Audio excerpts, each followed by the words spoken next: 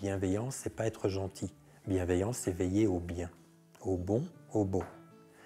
Donc la girafe, elle est dans cet espace-là, elle n'a donc pas peur.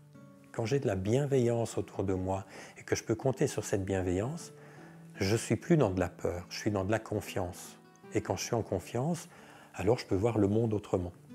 De vivre ensemble, de faire des choix en commun, de considérer que le village est un commun et d'en décider de sa destinée ensemble, sans se battre, sans se mordre. Pour moi, c'est ça qu'il y a derrière le terme de démocratie, et c'est juste ça. Je pense qu'en véhiculant du positif, tu fabriques du positif. Et que toutes ces infos négatives, en fait, qui nous parlent de la fin de l'industrie, de la fin de ceci, de la fin de cela, bah, c'est anxiogène, c'est négatif, ça nous atteint. D'où l'idée de parler de positif. Ça fait du bien, en fait, de partager du positif. C'est bien beau de faire des collectifs. Il faut être très attentif, pas naïf, et très attentif sur quel terrain on construit comme les architectes. Il faut bien le savoir à l'avance. Un sol humain, c'est d'abord de vérifier la confiance qu'il y a entre nous. Est-ce que notre collectif est solide? Et pour construire de la solidité, il faut d'abord qu'on crée de la connexion, qu'on soit en sécurité, d'être sûr qu'on peut se dire nos vérités et que ça tient la route. Parce que quand on sera dans le projet, il y aura peut-être des moments où ça va un peu secouer et où ça risque de tout fragiliser. Alors que si on est déjà construit sur des fondations solides entre nous, avec un sol, et ça demande de prendre du temps avant de se lancer tête baissée dans le projet, de prendre du temps de construire le sol, le terrain, le terreau, les stabilités des fondations, tout ce qui par la suite ne sera plus dans le visible. Être capable de poser des choses très simples, avec des objectifs tenables, et qui permettent à chacun justement d'être en capacité, puisque c'est un problème qu'on a sur le fond de ce nous, il n'est pas en capacitant. Dans la construction, il peut y avoir aussi une phase de déconstruction, parce que les éléments qui composent le nous, ce sont une addition de jeux, mais ces jeux ne sont plus les mêmes, puisque vous avez construit un nous. L'observation, elle me sert à amener l'autre au rendez-vous de ce que j'aimerais lui exprimer, sans être directement avec toute ma liste de récriminations. Le premier frein à la coopération, c'est le premier pas. C'est quel premier pas je peux engager, sans connaître l'autre, sans prendre trop de risques et en même temps suffisamment intéressant pour l'autre pour engager la conversation et l'échange. Il y a cette espèce de principe de se dire, une fois qu'on a fixé notre étoile, on se pose la question du premier pas hyper pragmatique sur lequel on a de la puissance. Et ce premier pas-là, il nous emmène dans la direction de notre étoile. Mais à aucun moment, la finalité n'est l'étoile.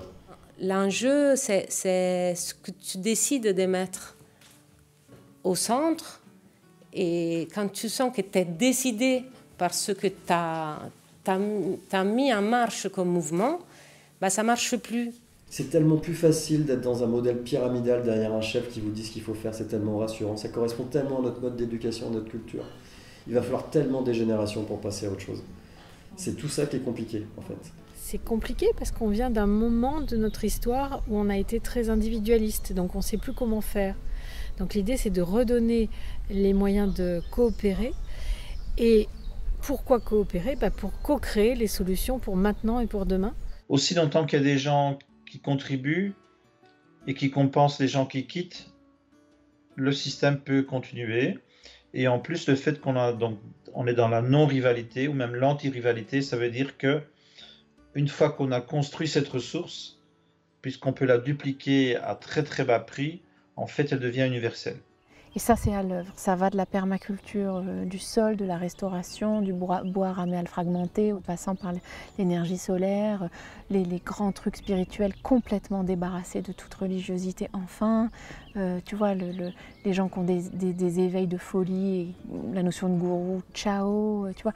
Donc il y a vraiment ce mouvement-là que rien n'arrête, quoi. Rien n'arrête. Tous les jardiniers, les gardiens de semences, enfin, c'est colossal, c'est colossal. Et les vecteurs très positifs, c'est qu'il y a un mouvement quand même très global qui montre que les citoyens ont envie de bouger ensemble pour des causes qui les dépassent. Pour moi, la clé de la transformation, c'est l'accueil. Ça, c'est de faire l'expérience de l'accueil. En accueillant des gens qui pensent d'une manière très différente, c'est comme ça qu'on crée la convergence.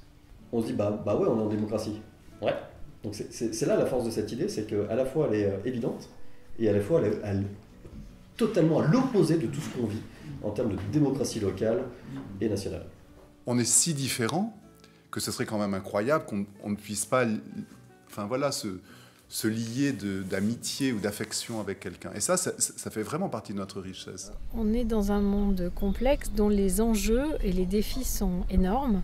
Maintenant, ça y est, la plupart des gens sont conscients des enjeux climatiques, des enjeux économiques. Mais ces enjeux ne peuvent être relevés, des solutions ne peuvent être trouvées qu'ensemble. Ensemble, ça veut dire plein de disciplines ensemble, ça veut dire coopérer. Le collectif, c'est pas que à titre privé. Je pense dans les entreprises, on vit en collectif. Dans les familles nombreuses, on vit en collectif. Et qu'est-ce qui fait la différence entre un collectif qui marche, un collectif qui marche moins bien? Rentrer dans l'organique, rentrer dans l'émergence, rentrer dans le corps du vivant, c'est je sens, je fais, je vois. Alors que nous, c'est je sens, je réfléchis et je verrai après. Et parfois une réponse qui n'est pas obligée d'être précise, qu'on peut garder confuse, qu'on peut laisser planer la question sans réponse. On n'est pas obligé de se donner des réponses à tout. Et de la même manière, surtout ne cherchez pas à challenger, c'est-à-dire ne cherchez pas à réussir tout, à tout faire. Prenez-vous en douceur, soyez bienveillant le plus possible avec vous-même. Maintenant, il faut juste impulser un peu plus vite, un peu plus fort, pour que ça change vraiment concrètement, au-delà de notre environnement proche.